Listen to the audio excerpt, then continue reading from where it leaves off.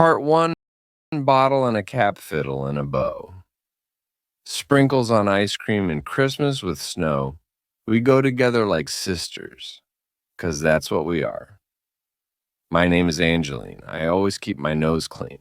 And my name is Annabelle. I'm the one with all of the brain cells. Annabelle had hoped that tonight would be different. It was Friday, and the bar was packed for once. But as they sang, they got the usual uninterested stares. Still, a performer knew to keep smiling until the end. So she didn't let the crowd see her disappointment. That was never a problem for Angeline, of course. Whenever she performed, she went into a different world, and she was the only one who existed. Well, generally for Angeline, she was the only one who existed. After the show, they got the usual light applause, and they were quickly led off stage. Angeline smiled like an angel as always and went to the bar to buy them some drinks. Of course, she didn't manage to order any before some men showed up to buy them for her. Annabelle waited behind. Angie would accept every drink offered and give half of them to Annabelle. Anna couldn't be mad. Angie was beautiful, with her silky blonde hair and smile like the sun, but it still hurt. If just one person came up to compliment Anna's singing or songwriting skills, she might feel okay. But Angie got all the compliments, whether about her beauty or her singing voice. It was mostly just flirting, of course, but Angie drank it up like a dying man finding water in a desert. "Can I buy you a drink?"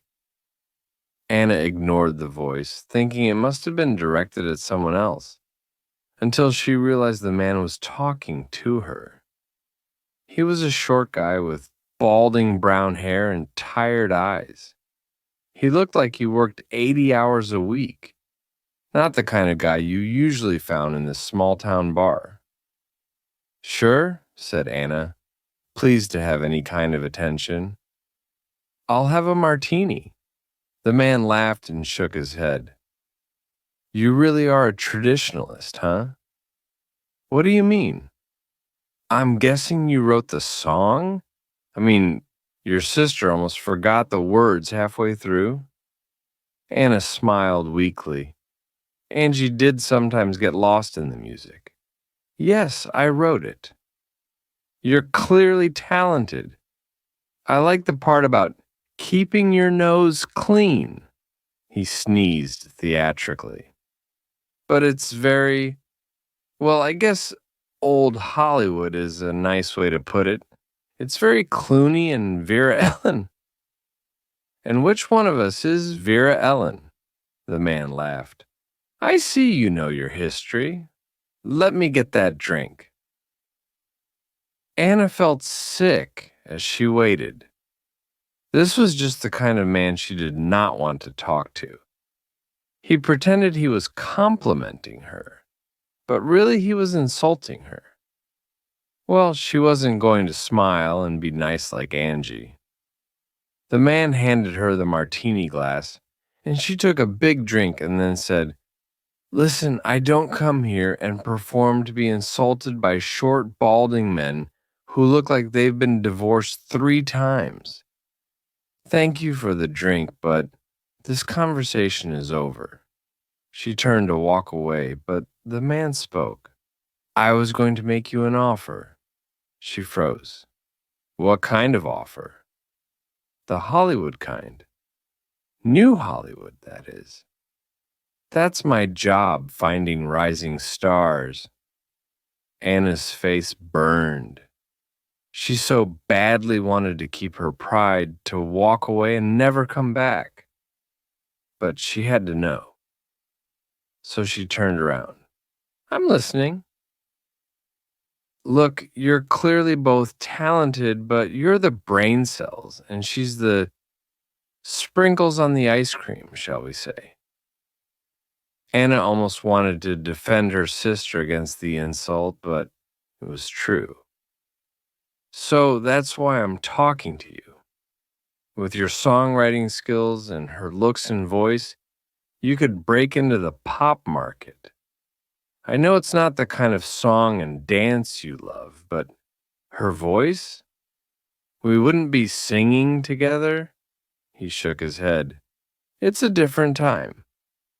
Solo artists are way more successful these days. Look, I know your type. You're in this for the art, right? But I bet that right now you're working some terrible minimum wage job and living in a tiny apartment. And if this singing thing doesn't work out, you're eventually going to have to quit. Anna said nothing because it was true. Her and Angeline shared a small apartment where Anna could hear every word spoken between her and her male visitors. Not to mention the bills were piling up. Nobody wants to give up on their art, but we've got to be realistic. Did you know that songwriters make more money than singers? You can do it for a few years, save up, buy a nice house in the Bahamas, and go back to singing your show tunes. You really think we could be that successful? I know talent when I see it. Here, take my card. Call me if you decide you want to see the world. The man handed her his business card. Harry McElroy. By the time she looked up, he was gone. Behind where he'd been standing, she saw her sister laughing and chatting with 3 men. Oh, you'll come to our next show? What a gentleman. Anna knew it was all lies. The men only wanted to come to her bedroom, not her shows. Angie knew it, too, but she didn't care. She didn't need success like Anna, just some nice compliments here and there, and when that got boring, some more direct flirting. Well, Anna was sick of it. She drank her martini, waited for her sister to get bored, and then suggested they go home. In the taxi, which they could barely afford. But Angie hated getting the bus. Angie fell asleep on Anna's shoulder.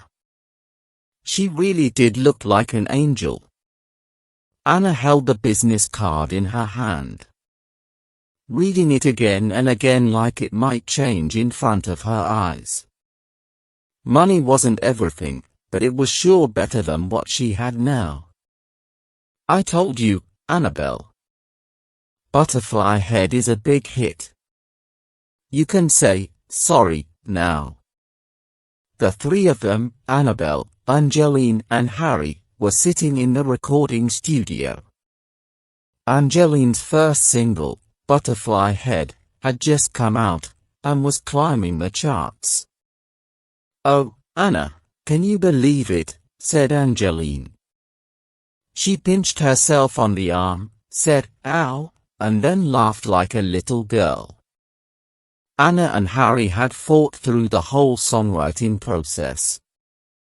Butterfly Head was a stupid, simple song about a girl who thought about the man she loved every time a butterfly landed on her head. Each flap of its wings was like the beat of her heart, so delicate it might break. Anna tried to write more intelligent lyrics, putting in references to the life cycles of butterflies, but Harry cut most of them. Look, it's a pop song. It has to be easy to sing. Metamorphosis is too long, but now, seeing how well the song was doing, and seeing Angie's childlike behavior, Anna realized it was perfect. And the check she'd received that morning wasn't bad, either.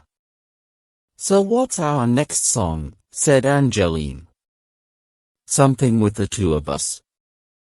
Angie still hadn't realized that she was a solo act. Anna couldn't bear to tell her, and Harry treated her like a child, never revealing the whole truth.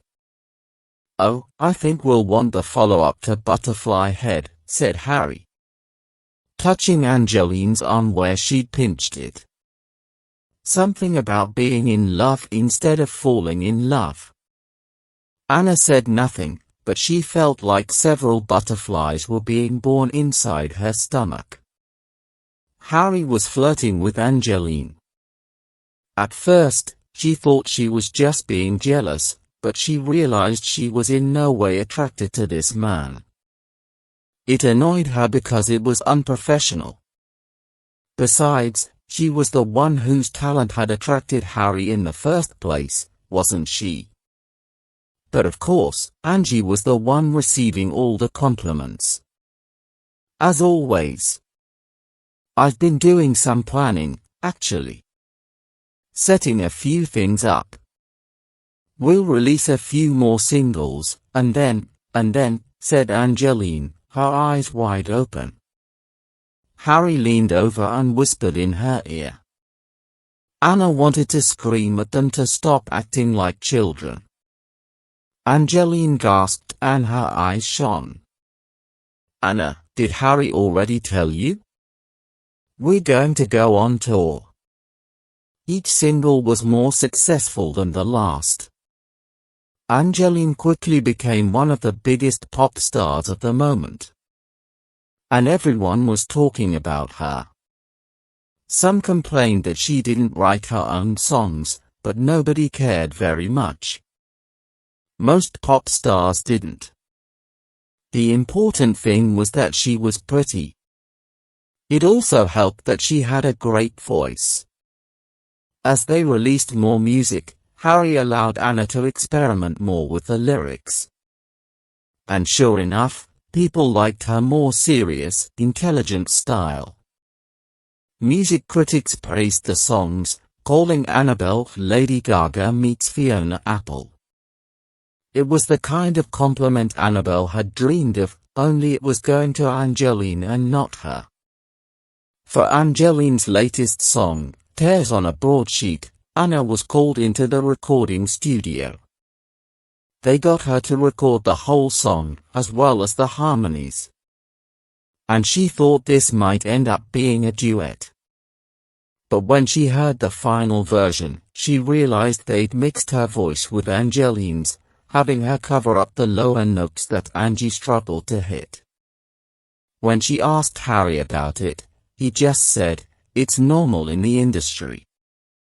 Your voice is similar to hers, but you hit those low notes with soul. Look, are you just happy to be on a song?"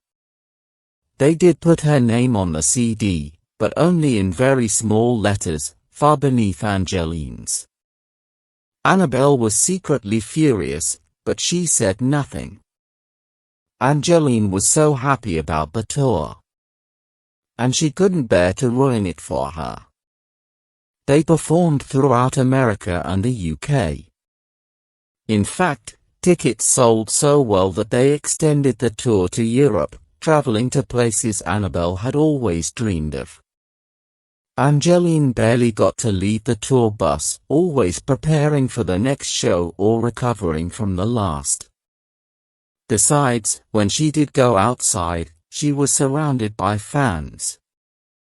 Annabelle, on the other hand, was invisible. At first, she loved this. She had the time and the space to explore all the places they visited. And one evening she even skipped the concert and went out to a bar in Vienna. Wearing her new leather jacket and drinking expensive champagne. She began to feel relaxed for the first time in years. Also, was Max du Hire, John Height? Annabelle smiled at the man. "Sorry, I'm American." He laughed and sat down next to her. "No problem. You must think I'm some awful tourist." "Oh no, not until you start telling me how much you adore Cece." Annabelle laughed. She had her own Empress of Austria to deal with back in the tour bus. She opened her mouth to make such a comment, but hesitated. Until now, she'd only been around Harry, Angeline and the crew.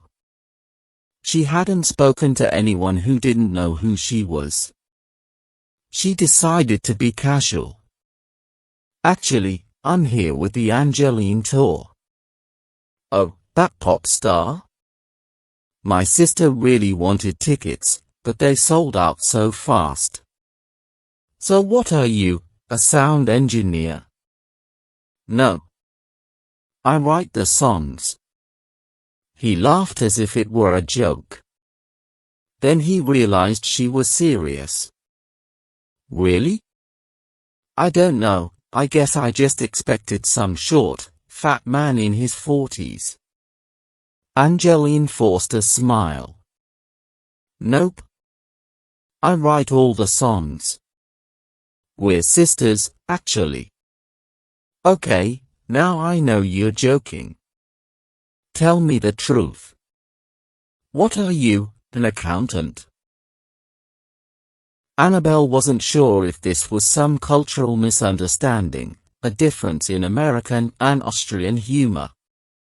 But she felt all the color disappear from her face. Sure.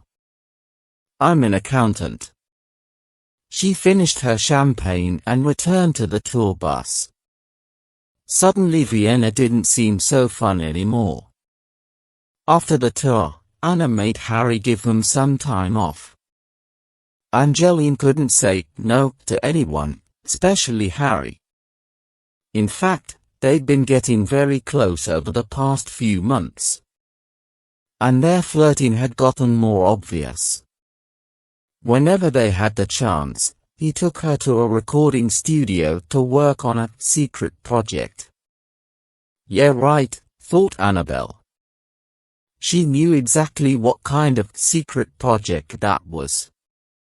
But Anna was tired, which meant Angie must be exhausted, so she convinced Harry to give him a few weeks off.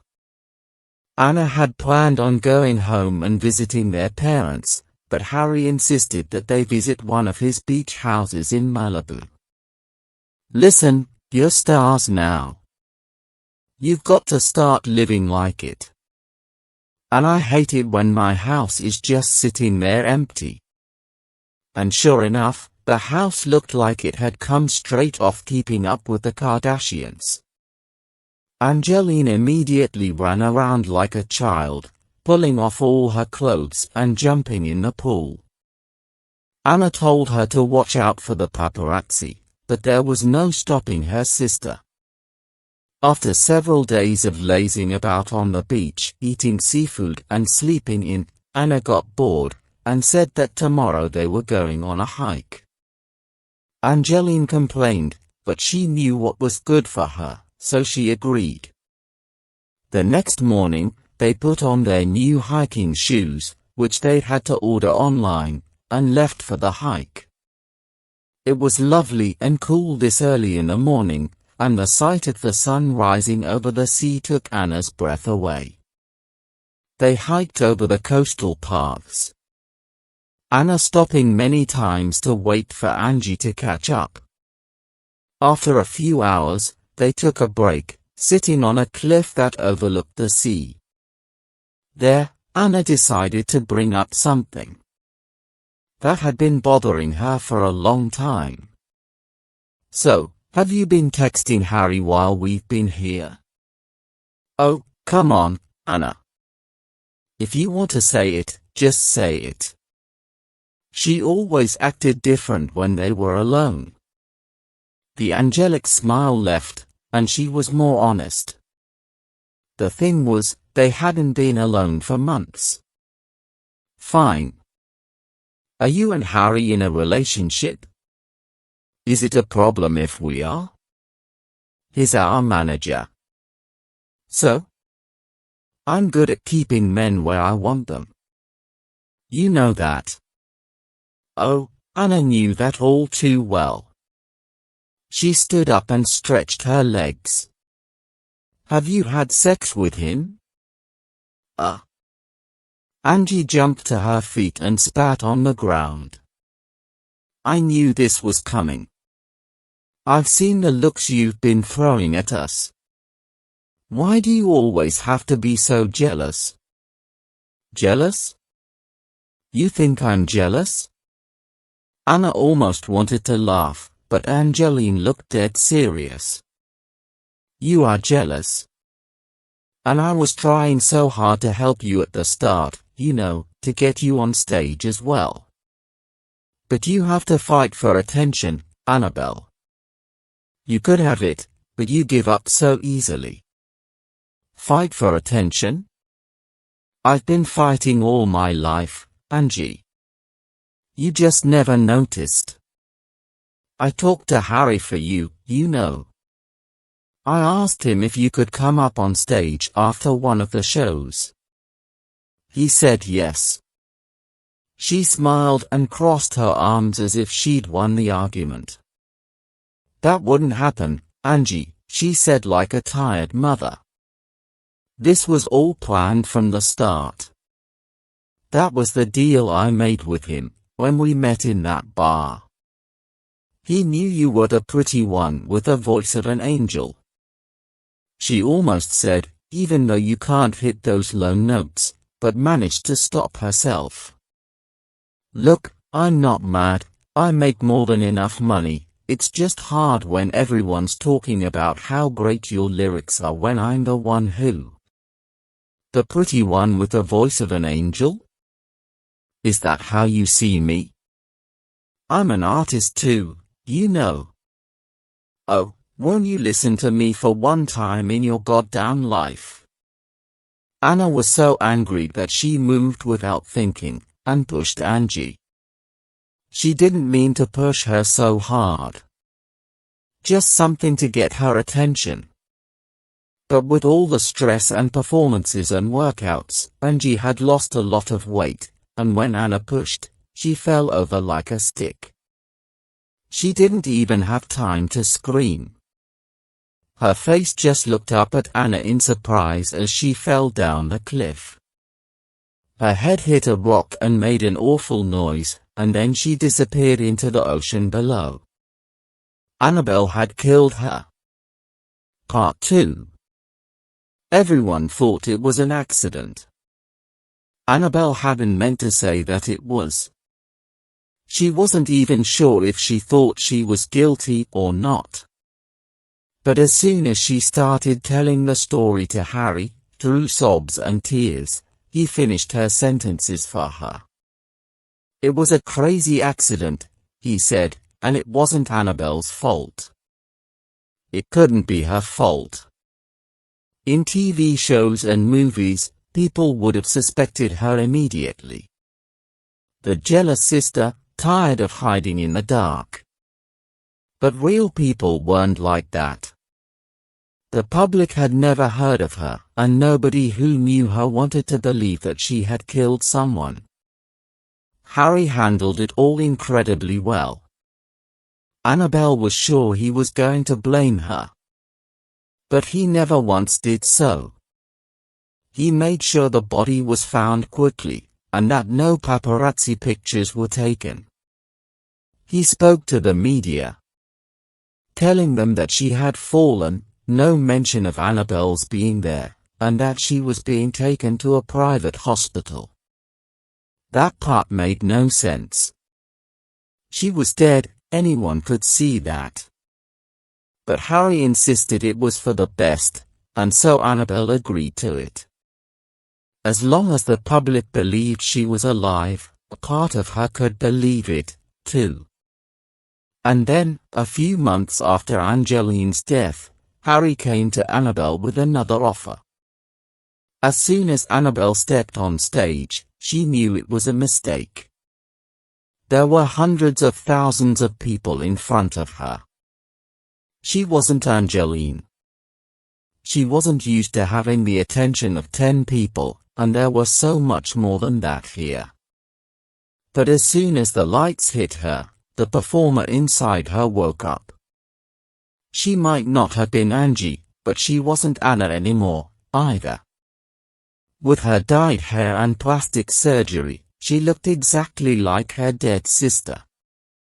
Well, not exactly, but someone would only know if they looked close up. And ever since her accident, Angie had started to care about her privacy.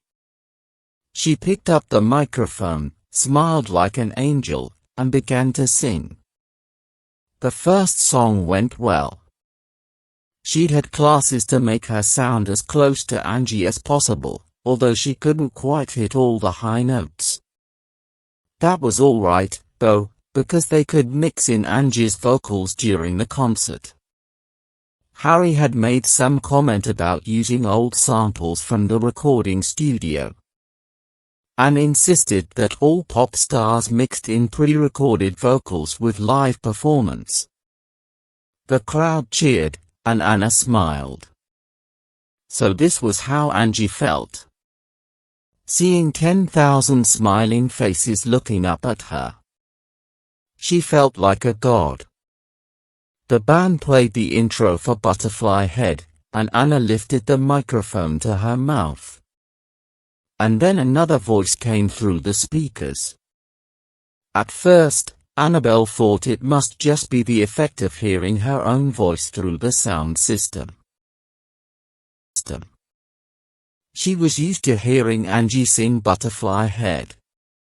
But then, during a quieter part of the music, she realized it wasn't her voice at all. Her voice was coming quietly out of her mouth, disconnected from the microphone, and the one coming through the sound system was her sister's. But Angeline was dead. With horror, Anna continued to sing, and so did Angie. Was she dreaming?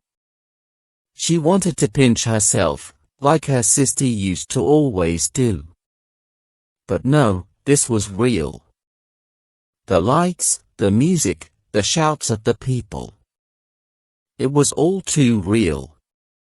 When the concert finished, Anna had a pretty good idea of what was going on. But she had to speak to Harry to make sure.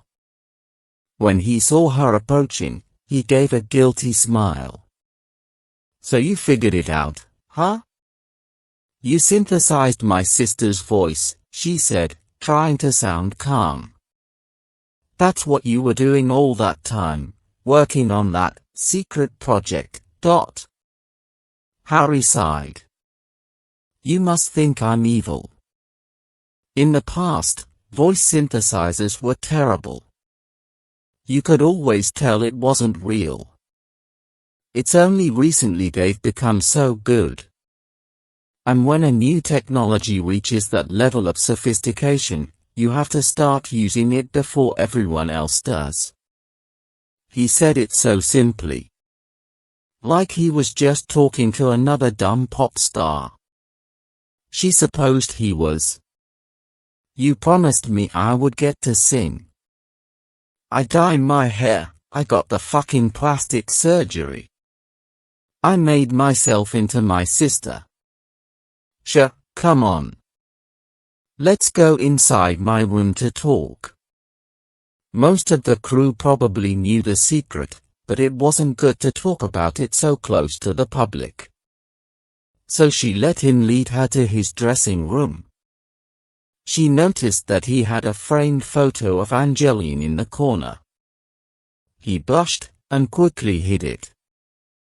Look, I never promised you. I said it was a possibility. You got to do the first song, didn't you?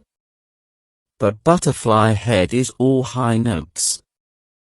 Very airy. There's no way the public would believe it's the same voice, as lovely as yours is. Too mature, she muttered. A few years ago, I started recording samples with all my stars. I experimented with the synthesizers, just to see if we could use it for backup vocals. But I never planned on using it like this, until Anna felt sick. Recently, he'd been mentioning the incident more and more. He never looked her in the eye when he did. They're other guys in suits, you understand? I don't have as much freedom as you think. As soon as they found out what happened, they made me do this. I care about the art as well, you know. The guys in suits, though, it's all about money to them. Listen, Harry. That girl was ready to make us billions of dollars. I don't care if you have to replace her with a robot, just do it. I know I wasn't honest with you. I'm sorry. But this way you at least get to perform. Anna was amazed at how good an actor he was. Or maybe he really did believe he was innocent. Still, she could see the logic in his words. I don't know if I can go on with this. She touched her face. God, had she really changed her face to look like Angie? He nodded. I understand. I won't make you go on forever. Just an album. That should make enough money, and you won't even have to do a tour. No album. A single. Harry sucked in air through his teeth. Look, I want to be nice, but I don't have that much of a choice in this. And I've kept your secret all this time. Anna's body went cold. Once again. She felt butterflies being born inside her stomach, and she wanted to throw up. If the public finds out you've been pretending to be your sister, your dead sister, well, they won't be too happy. You're a monster. And you're Angeline, the cutest pop star in the world. That night, Anna wasn't sure if she slept or not. She had a dream, but it felt so real that it could have actually happened. Angeline came in through her window, shining like an real angel. Anna tried to speak, but she couldn't. Angeline opened her mouth and spoke for her. I know you didn't mean to hurt me, Anna. And I'm sorry I ever hurt you. Anna thought, how can you forgive me for what I've done? Angie smiled, and it was so bright Anna had to close her eyes. Everything will be okay. I can't promise you won't suffer, but things will be better.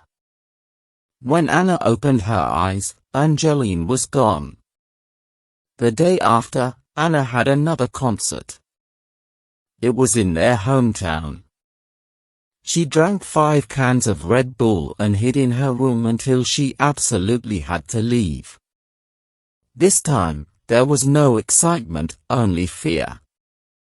But she was a professional, and she'd give a good show. She had to. The crowd was smaller than the one from the day before. Their little hometown didn't have any huge venues, but it felt twice as full. She opened with Butterfly Head, and it hurt to remember how innocent Angie had been when the song had first come out. But halfway through the song, something strange happened. Angie's voice suddenly cut out. The musicians didn't realize, however, and kept playing. For a moment, Anna panicked, worrying that the crowd would realize what was happening. But then Angie started singing again, and this time, the words were different. My name is Angeline. You're probably wondering where I've been. My sister's name is Annabelle. She writes the songs you know so well. We stood on a cliff in Malibu. We argued over who loved who. She pushed me once, and then I fell. I broke my head, and that was. Look, I was never as good at writing lyrics as her. Okay? The important thing is, I'm dead. And the speakers suddenly cut out, and the place fell silent. Thousands of faces stared up at Annabelle. Suddenly, her face looked different. It was similar to Angeline's, but not quite the same. A man from the back was the first to say it. That's not Angeline. That's her sister. The voices came faster then, and louder. Someone threw a lighter at Anna and hit her in the head, Before they could throw anything heavier, she ran away.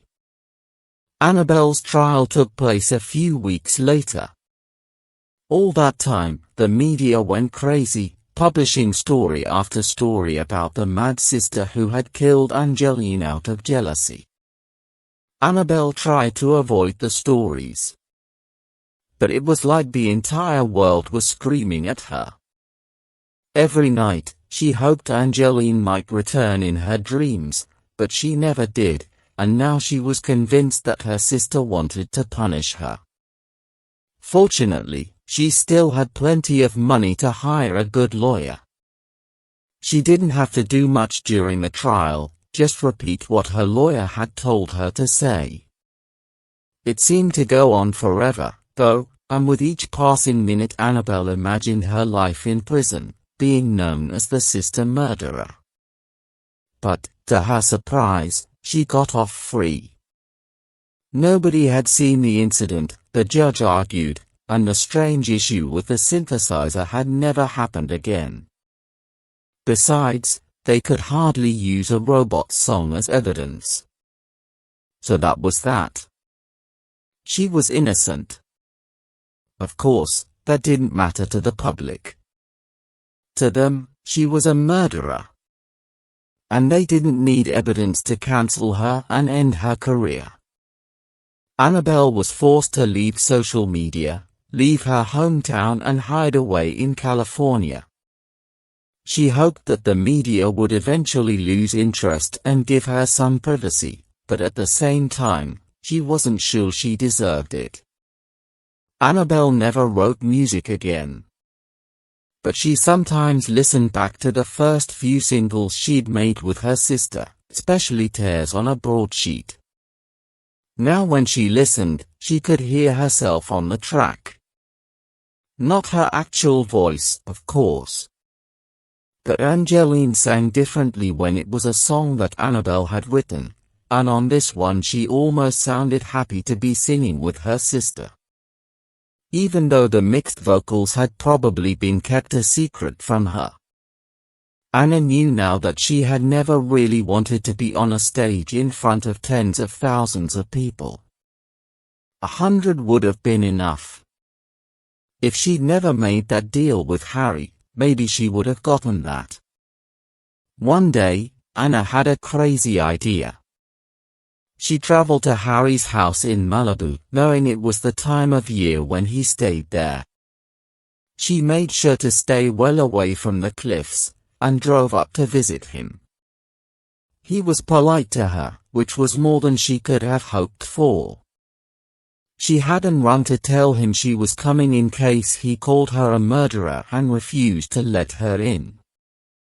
It was hard to remember that there were still people who liked her, given the thousands of people online every day who screamed hate at her. They had a drink. Harry had Malibu, which seemed like a bad joke, and Anna had a martini. Then, she finally said what she had come there to say. "Harry, I have an offer for you. I want to buy something." When she told him what it was, he didn't seem surprised. Just sad. "Forget about the money," he said. "I'll give it to you for free. I feel too guilty having it here." So he went and got it for her. It was just a little black box, and it was hard to believe the treasure it contained. But to Anna, it was everything. Anna switched on the computer. It was 9 p.m., the usual time they did their Friday night show at the bar. It had taken her a long time to get the program set up, but she refused to ask for help. She needed to do this by herself. She hit play, and the music started. She got into position, and when it was time, she sang. They sang. Bottle and a cap fiddle and a bow sprinkles on ice cream and Christmas with snow. We go together like sisters, 'cause that's what we are. My name is Angeline, I always keep my nose clean, and my name is Annabelle, I'm the one with all of the brain cells. The synthesized voice sounded just like Angeline had when she was alive. Their voices mixed perfectly together, like they always had. And just for those brief moments, Anna could pretend that Angie was alive again, that they really were performing together. They sang the final notes, and she raised her arms up in the air, smiling wider than she had in years. And through the open window, in the garden, a butterfly flapped its wings. It sounded like the clapping of an angel.